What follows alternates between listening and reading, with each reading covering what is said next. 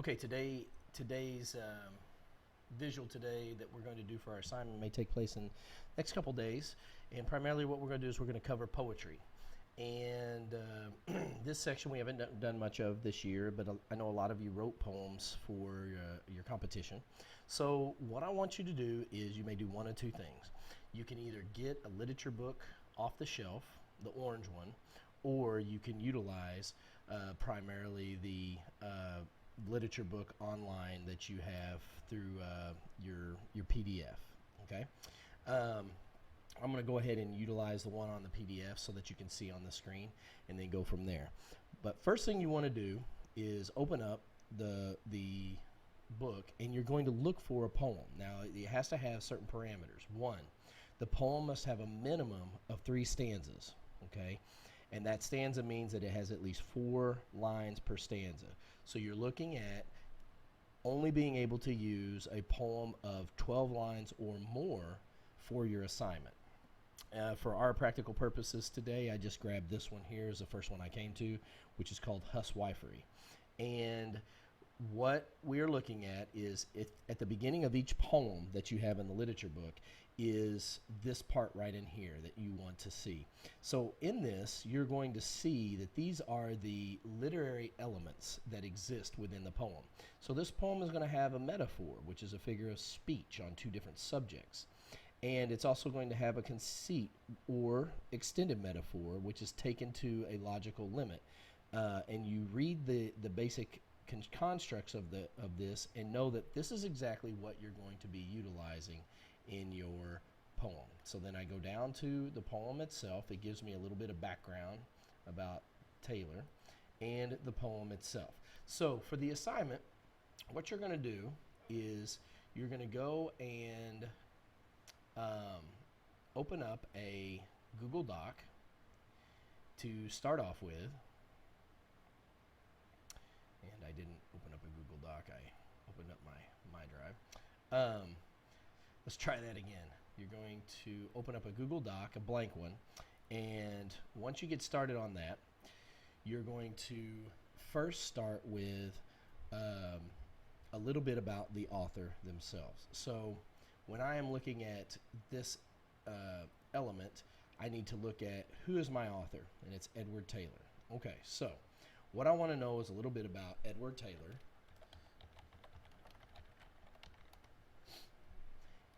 And this is poetry.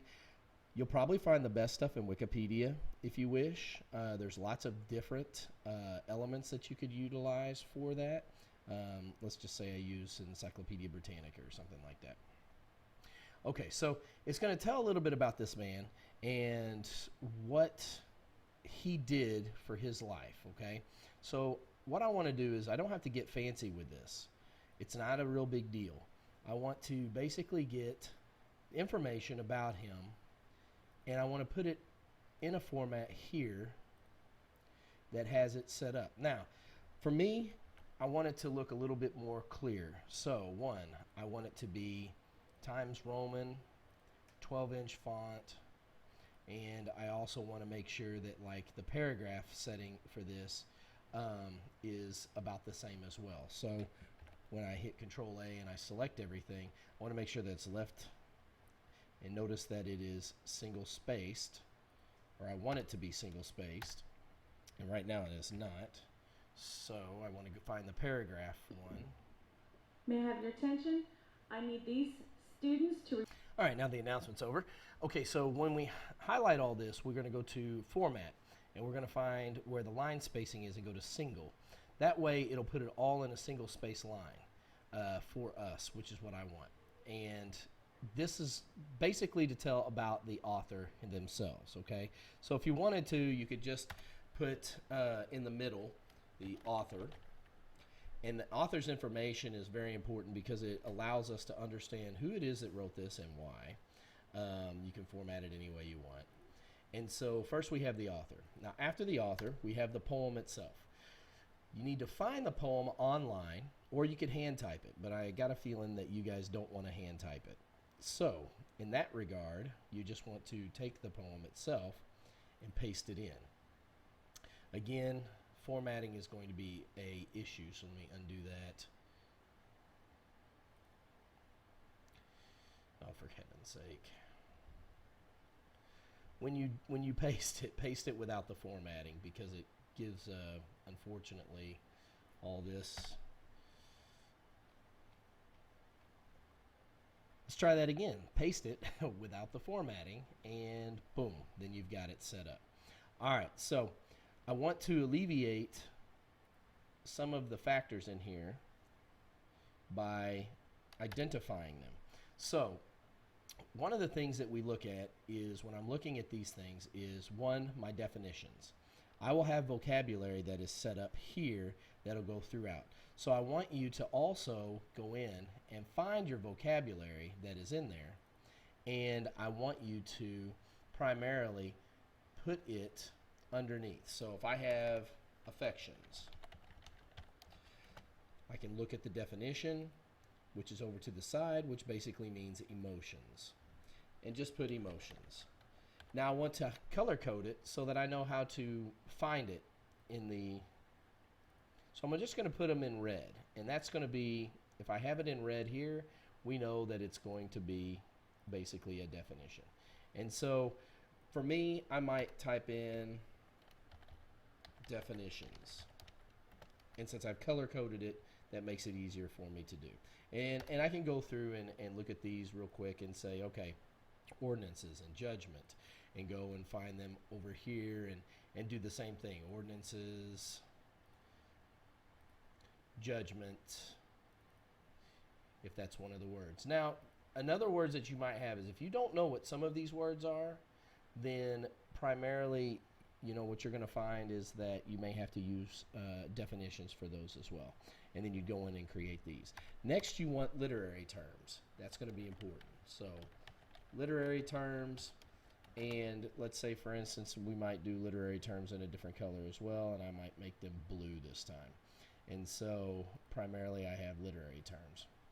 And when I say literary terms, I'm talking about, in this situation, we have what's called metaphors. So we find a metaphor in here that is basically an example of that. And the first one is in the first line, make me, O Lord, thy spinning wheel. So they're comparing this author to a spinning wheel, or a person to a spinning wheel.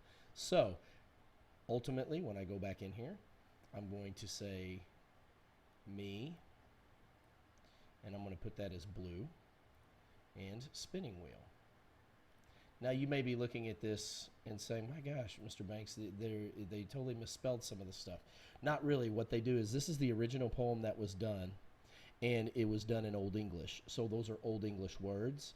And for our practical purposes in our literature book, they changed it to modern day English. So if you wish, you can look at a modern day version of it, or you could do what I did. Now, if you also look, there's also one with an elevated number, distaff. This is also definitions as far as that goes, on explaining what those are. Those right there are primary definitions that are very hard to understand. So what you can do for this one too is, you can do one of two things. You can either keep the affections and do the different color, the color coding for this vocabulary over here, or you can include this as your vocabulary. If you do not, you can do what they did, which is to create, like for instance, the word distaff. I might go here and say, okay, there's distaff. So I'm going to put it down here, and I might, I don't know, color code it, I don't know, orange. And literature definitions. So these would be vocab, and these would be literature definitions. And the literature definition, if I put distaff, 2 F's, has an element in here. So if I highlight it up here, I go to insert, and, or is it format?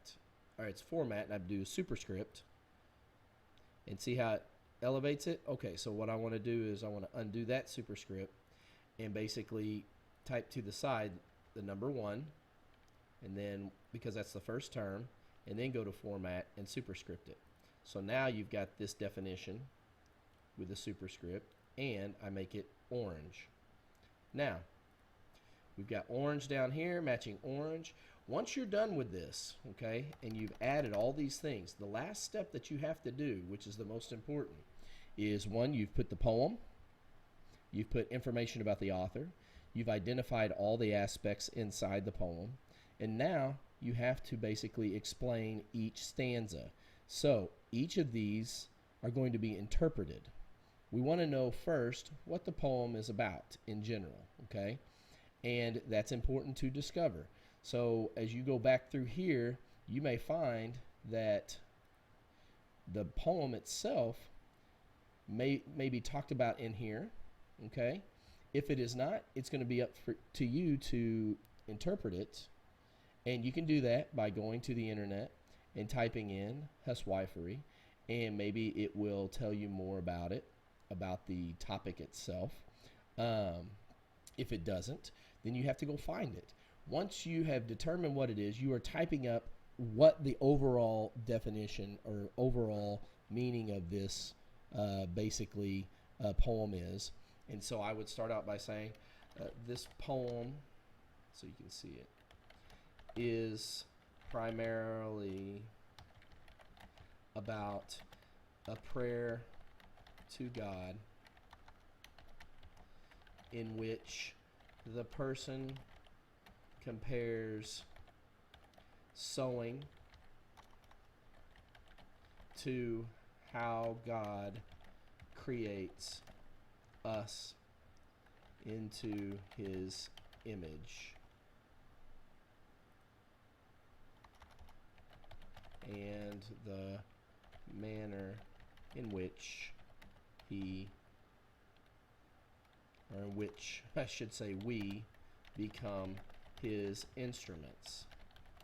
Now, after I've given just a basic summary of the poem, then I have to go back and break down each stanza. So each stanza is going to have a small paragraph that's going to describe each stanza, okay? So I would basically say, first stanza. And then I would go to typing out what that is, okay? So that's basically what you're doing in this regard. And you're creating one where you research the author, you put the actual poem, you break down the elements of the poem, and then you break down the poem itself in definitions and how it is. Like, what is the summary of the poem about ultimately overall? And then you break down each stanza explaining the poem. And that's primarily your writing grade and your test grade. It is a combination grade this go around. One, the writing grade is going to be what you put on there. I'm going to grade on your what you find as far as that goes in typing, spelling, grammar, capitalization, and your interpretation. But your test grade itself is going to be on all the aspects. Did you find all the pieces here in the poem? Did you find the definitions? And did you find what the poem's about and truly break it down? And that's what your grade's going to be on for this week, okay? And that's it. Good luck.